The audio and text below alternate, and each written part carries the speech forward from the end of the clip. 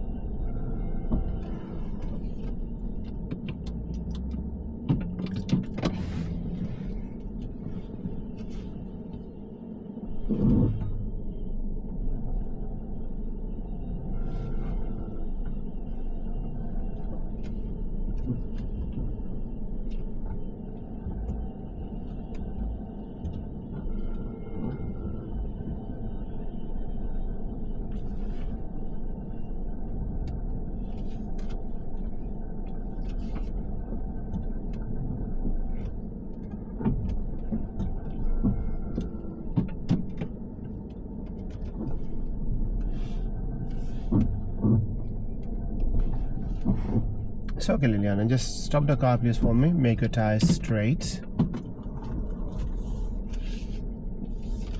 Okay. Drive off whenever you are ready, please, for me.